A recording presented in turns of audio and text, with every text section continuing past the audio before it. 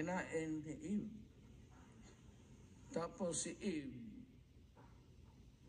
ginising si Adam, siguro katatapos lang, kumain ka rin. So kinain ni Adam. Then malice was born.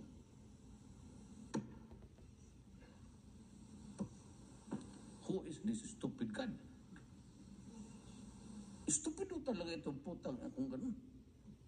You created something perfect, and then you think of an event that would have and destroy the quality of your work.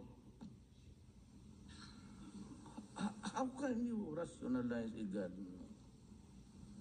Maniwala. Oh, ikaw, maniwala ka?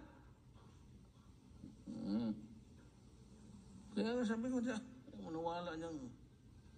No. So tayo ngayon, all of us are born with an original sin. Ang original sin, at I said, ano man yan? Was it the first kiss? O what was the seed? Bakit original? Nasa womb ka pa, may kasalanan ka na. Tsak-tsak wala yun ng nanay pati tatay mo. Wala ka bang kasali? Tapos ngayon, may original sin ka. Anong klase? Anong klaseng reliyon yan? Ayan ang hindi ko matanggap. Size ako ng mga taga-Maynila. Kaya nagagawa ra ako ng kulto.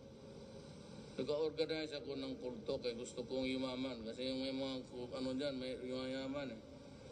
Wala mong bayad itong akin. Libre. Anong religion mo? Iglesia ni Rodrigo. Di maganda. Walang bawal, wala lahat. Sige, larga. The Philippine president's hometown. Rodrigo Duterte served 7 terms, more than 2 decades as mayor. Supporters say Duterte transformed the city from one of the Philippines' most dangerous to one of the safest. He's very effective. He's very inspiring. It's a very safe city. Many people here in Davao City are disciplined. That discipline includes strict rules, a nightly curfew for minors, a smoking ban, an early cutoff for liquor sales. But Duterte is most revered for his bloody crackdown on crime. It would be better to kill drug suspects or persons who are generally involved with drugs rather than seeing civilians or innocent people getting killed. For years, there were rumors that Duterte himself would cruise around at night on his motorcycle, hunting and killing drug suspects. Duterte has admitted to personally shooting 3 people he calls criminals. At least I kill to protect people. All while encouraging police and the public to do the same. During his 22 years as mayor, a UN report and human rights groups documented a wave of mostly vigilante killings, death squads across Davao. Duterte admitted their existence, but then denied any involvement. Now the vigilante killings continue. Thousands of deaths nationwide now that he's president. And if you really destroy my country, I will kill you. Critics say he's creating a culture of fear.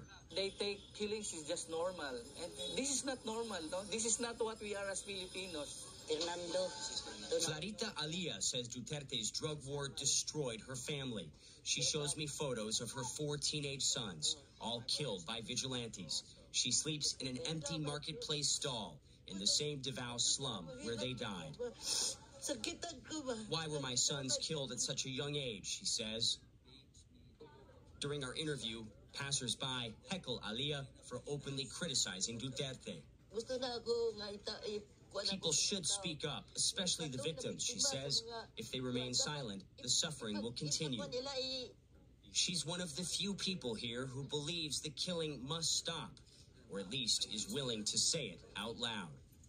Will Ripley, CNN, Davao, the Philippines.